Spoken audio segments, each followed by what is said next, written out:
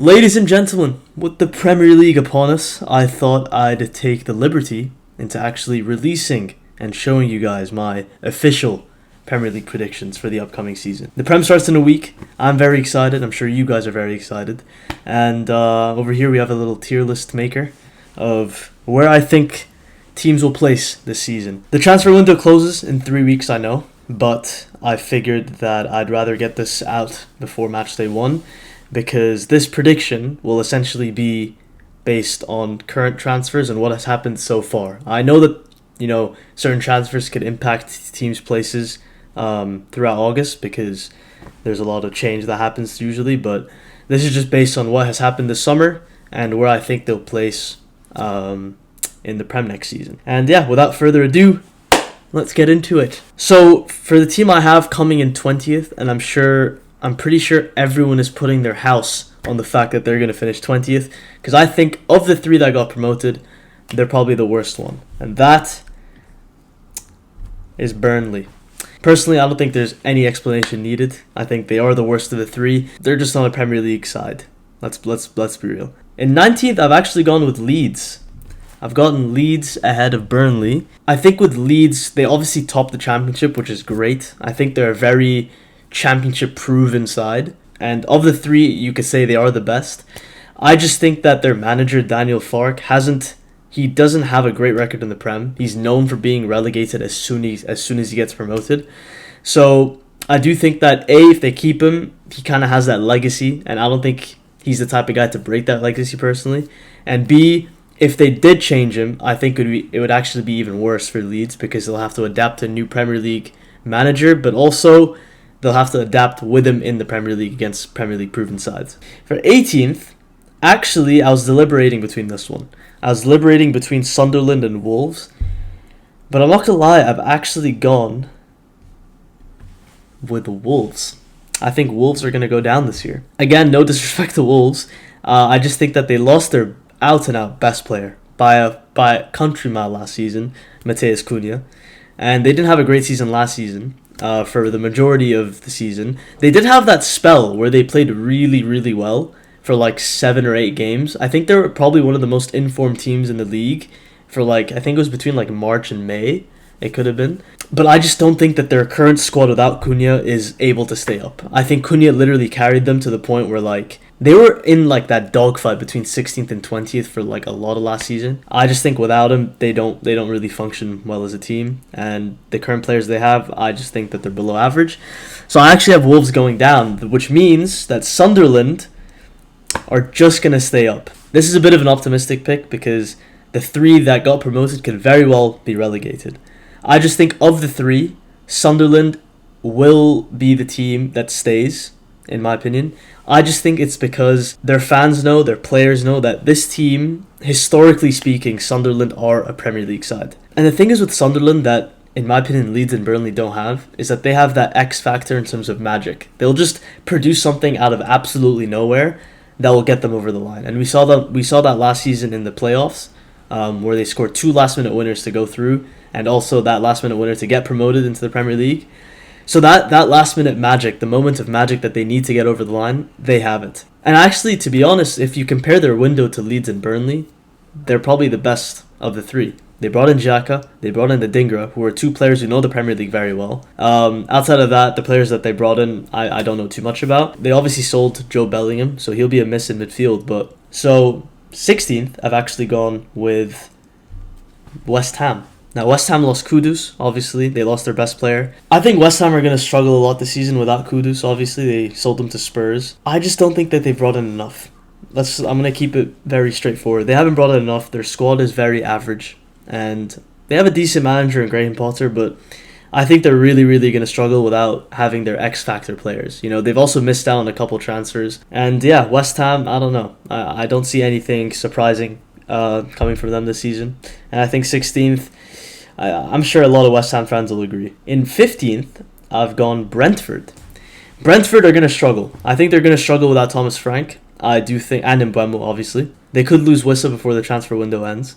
They haven't lost him yet. I think with Brentford, their identity will remain the same in their squad because they've obviously lost Thomas Frank, who's been their best manager.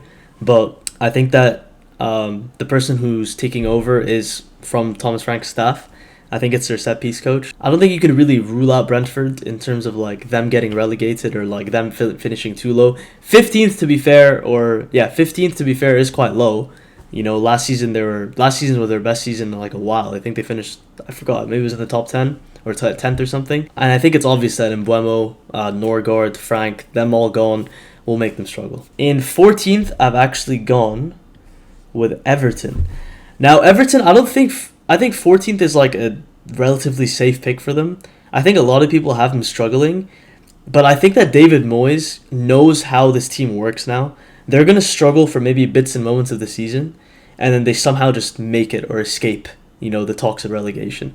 That's what Everton are known for. They've never been relegated. They're one of the teams that have never been relegated in the Prem, and I don't think they're going to be close to relegation this year. Moyes is actually, they brought in some decent players, Dewsbury Hall. They could get Grealish. You never know. They've won a couple other players too, but I feel like Everton being in this position, I don't know. It could work, but I don't think the squad is good enough to like kind of break into the top 10. In 13th, I've gone with Fulham. Fulham still have good players. They've kept Robinson. They've kept Smith Rowe. They've kept Jimenez and other players that they really like utilized well last season. They've also kind of kept players that have played in the Premier League for a while, so they're Premier League experienced. But I just don't think that they've brought enough players in, and they haven't really sold their deadwood to kind of take them into that top 10 conversation. Marco Silva's a good manager. He's kind of known for like taking teams out of the dump. And to be fair, Fulham, at least for the majority of last season, they were in that top 10 like conversation, but they kind of dropped off towards the end. And I think that's going to be a similar story for Fulham this season. I don't expect any surprises, bar maybe a couple, but so that is that. In 12th place, I've actually gone with Crystal Palace, and I know people are going to say, oh, that's the safest bet, because Palace only finished 12th or in that area every single season. The reason I've actually kept them here and not lower, because they've kept all their big players as of now. They've kept Guehi, they've kept Wharton, they've kept Eze, they've kept Mateta, kind of core players in each position across the field. And let's be real, Oliver Glasner is a great coach. He won them the FA Cup out of absolutely nowhere, and I think they absolutely deserved to win the FA Cup. They still have good players, like I said, in the squad. But the reason actually I'm going to keep them at 12th is because I think that European football for them, whether they play in the Conference League or Europa, I don't think they know yet, will keep them down there. I think that playing those extra games throughout the week will be kind of taxing on them physically, and I don't think they have insane depth to kind of survive that. So 12th, Palace. I'm going to keep you guys there for now. In 11th, I've actually gone with Bournemouth, and to be honest, I would actually put them lower now that I think about it, but the reason I'm actually going to keep them at 11th is because I rate their manager very highly. Bournemouth lost all their big players. They lost Dean Huijsen to Real Madrid. They lost Zabarni to PSG. That's confirmed now. They lost Kirkes, obviously, to Liverpool. Like I said, Iraola is a good manager, and it might take them some time for the replacements that he brought in to kind of flourish. They still have good players like in Otara, Semenyo, Christie. They still have those good players that can get them over the line in some games, and hence that's why I think they'll finish slightly below than they did last season, unfortunately. And Bournemouth, I actually like them too. I think they play good football under Iraola, but I think they'll struggle for bits of the season. In 10th, I've actually gone with Brighton and Hove Albion. Brighton is such an interesting club because out of absolutely nowhere, they'll just produce an 100 million plus signing. Obviously they sold João Pedro, they sold Adingra to Sunderland. They kept Baleba, which, as you guys know, I rate him very highly. And they signed some, decent players for depth. I think it's in the back line. But like I said, their talent and scouting is great as like an X factor. It's like out of the blue. It's surprising. They'll bring on someone off the bench that's like 18 or 19, and he'll just end up tearing up the Premier League. I think they kept Mitoma too. So I think that Brighton 10th for them is kind of like a safe bet. Just smack in the middle. I don't think they're going to be too amazing, but I don't think they're going to drop off too much. In 9th place, I've actually gone with Forest. Now, Forest had a fairy tale last season. Let's be honest. They overperformed. I loved their story. They overperformed. And unfortunately, I think that they lost their best player in Elanga. I think Elanga absolutely ripped up the Premier League last season, and he kind of showed what he's made of. They kept Gibbs White, which is huge, but I think that European football, like how I said for Palace, European football will be taxing physically for them, and I don't think they have insane depth to kind of keep up with that pace. So I think that they'll drop off for sure, especially with like their okay recruitment. I don't think they brought in anyone too special. I think, you know, Chris Wood, he had a great season last season, but I don't think he'll put up the same numbers. And yeah, I think ninth is kind of a safe bet for Forest. 8th place, Man United. Manchester United. And honestly, I don't think this should be like absolutely outrageous. This is not crazy to say. They finished 15th last season. 15th. Manchester United 15th. So I think me putting them 8th isn't crazy, because I think that they'll be much better than they were last year. Last year was an absolute, you know, disgrace in terms of their footballing ability. And it's their first full season under Amarim, let's not forget. And also, they brought in great players. Cunha, Mbeumo, Sesko. They're still yet to sign a midfielder, which is actually why I have them in 8th. I think that their midfield just gets run over by a lot of the Premier League teams, and we saw that last season, and they haven't changed anything in the midfield yet. But their players look physically fitter. They look way fitter. I've watched them pre-season. They might not be playing better in terms of like football, but they're able to keep up with like the physicality, the competitiveness of like teams. They look a lot fitter. I think that their system also just needs some time. Under Amarim, I don't think it's going to gel immediately with the new signings. So they might drop off for like little bits of the seasons, but I think for like a large patch of the season, they'll be playing really, really good football. This could obviously go completely downhill. Amarim could get sacked by November, and this prediction could be absolutely stupid. But United, I back them to finish 8th, and I think that's kind of generous. In 7th place, I've actually gone with Villa. Now, Villa, I'm very underwhelmed with the window they've had. Obviously, the fact that they didn't finish in the Champions League spots last season kind of hinders, I guess, their financial status. I don't think they've been able to bring in anyone because they can't, you know, they don't have the money to. But let's be real, they kept their important players. Morgan Rogers stays. Watkins is there, Tielemans is there, Onana's there, and obviously Emery. Emery's Emery. And I think that he'll find a way to kind of compete despite not having the greatest window. Because we saw 2 seasons ago when they finished in that top 4 spot with the same team. You can never really write off Villa. I think that they're a very respectable team, you know, when it comes to competing with the big dogs up top. In 6th, I've actually gone with Spurs. Now, Thomas Frank, I actually rate him a lot. I rate him as a manager. Because I think that he can really control the locker room with Spurs. Not to say that Ange didn't. I think Ange did, but he had the fan base on tilt. They were kind of shaky about him for a lot of last season, especially where they finished, which is fair. The 17th is disgraceful. But they've had a good window. They've brought in Kudus. They've brought in Palhinha. They lost Son, and they actually just lost Madison to an ACL injury, which is really sad. But to be honest, it's not like they used Madison too much last season. I think they kind of found ways to play without him. And them winning the Europa League, to be fair, was surprising. Spurs winning a trophy. But I think they'll use that momentum to kind of continue. Spurs is probably my most like risky bet in terms of where I think they'll finish. But I back Thomas Frank. I think that he's a good manager. And he'll kind of make that team gel together. Especially if they can keep Van de Ven and Romero at the back fit. They'll be tricky to beat. So Spurs are 6th. And in 5th, I've gone Newcastle. Newcastle, actually, out of the big clubs, by far, they've had the worst window. So, which is actually ironic as to why I put them 5th. But they've probably had the worst window out of the big clubs. But the reason I have them 5th, and like I said, transfers haven't happened. So, Isak is still here at Newcastle. And I think that if they keep Isak happy for another season, which is a possibility, I think they'll perform. They have, like I said, core players still. Gordon, Livramento, Tonali, that midfield with Joe Linton and Bruno Guimaraes. They just signed a centre back from Milan. I think it was Tio. I don't know how you pronounce his name. And I think that as like a club and fan base, they'll be up for it regardless of their struggles. They know how to get out of tight situations. You know, they have that grit about them. So I think that Newcastle, despite their terrible transfer window and despite all like the talk and everything kind of surrounding them as media, in terms of Isak, they'll kind of get past this phase. And I think that they might struggle for like maybe first 2 months of the season, because if Isak doesn't play, then I think they'll be cooked.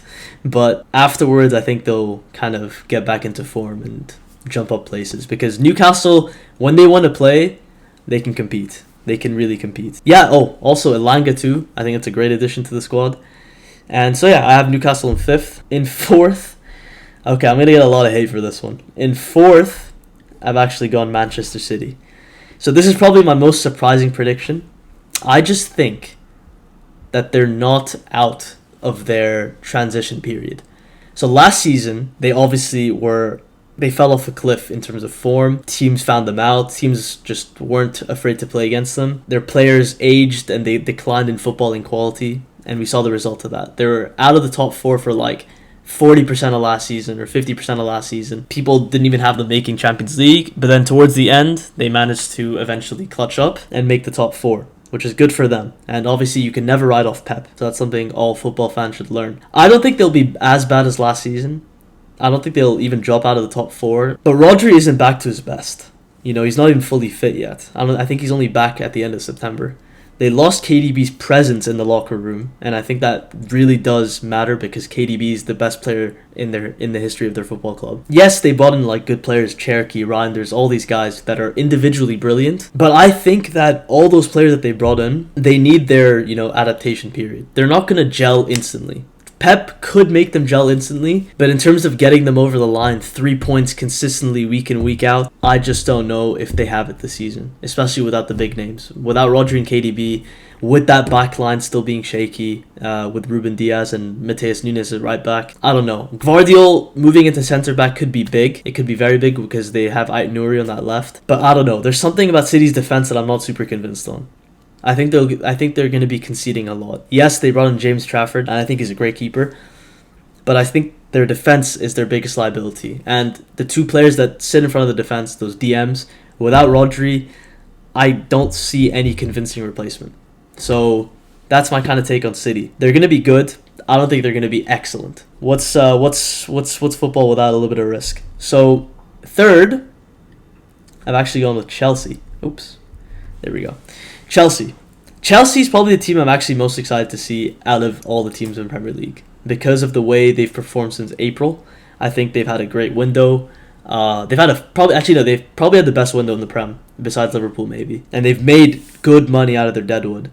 And they've brought in good replacements for them too. I think that under Maresca, and I've said this in a previous video, they've kind of engraved the system under him. And they have so much momentum going forward now that they've won the Conference League and the Club World Cup against PSG. They've brought in good players, like I said, Pedro, Delap, Gittins, Estevao, who looks really promising. They still have Caicedo, obviously. That backline, Colwell is a huge loss, to be fair, but they brought in Hato, which is a great signing. And they're still not done. They still could sign Xavi Simons. I think Garnacho's looking to get complete soon, maybe. And in my opinion, Chelsea are probably the most entertaining team to watch in the Prem. Because when you turn on the TV, there's always just something new with Chelsea. They'll always just surprise you out of nowhere. There's just something about them. They're going to compete with the big dogs. I think that they're at that level now. Champions League football too, I think that could be really good, but they have the depth for it. They have great depth. They have like 1,000 players on their team, which is crazy. Chelsea, yeah, I think 3rd is great. And I think the top 2 that I have are kind of obvious here. I've gone Arsenal in 2nd, and I've gone Liverpool 1st. Now, Arsenal, a lot of people are going to say, yeah, they're going to finish 2nd, and a lot of people are going to say, no, they're going to finish 1st. Now, if I'm being honest, I actually would put Chelsea 2nd over here, and also Arsenal 3rd. And I'll tell you why. It's because, yes, Arsenal have had a good window. I'm actually going to put this back, because this is my prediction. So the thing is with Arsenal, is that they've had a good window. They've brought in good names. Gyökeres, Zubimendi, defensive depth, Madueke. But if they really, really wanted to get over the line, no debates asked, finish 1st in the table, I think that they just needed to sign the best players in their best positions. Now, I know that's kind of against Arteta's ideology. He wants players that kind of play in different positions, that are very versatile. But honestly, I don't know. I think that Gyökeres will be a great signing. I think he's going to definitely score goals for them. I just don't know if that left-hand side with Madueke, Martinelli, and those guys, I don't know if they're going to cut it. I really don't know. They're still kind of heavily relying on Bukayo Saka too. And Odegaard maybe if he performs better this season. So they don't have very X-factor players yet. That's why I don't really have them finishing over Liverpool this season. With Liverpool, they've had the best window. They've brought in one of the best talents in the world in Florian Wirtz. They broke the transfer record for him. Fair enough. They signed Hugo Ekitike weeks later. They signed Kirkes. They signed Frimpong. They kept Van Dijk. They kept Salah. They lost Trent, but it's okay. Yes, there's going to be a lot of change, so you can make an argument that Liverpool could drop off, but no, they're not going to drop off. There is no way they're going to drop off. Like, I'd be very, very shocked if Liverpool drop off this season.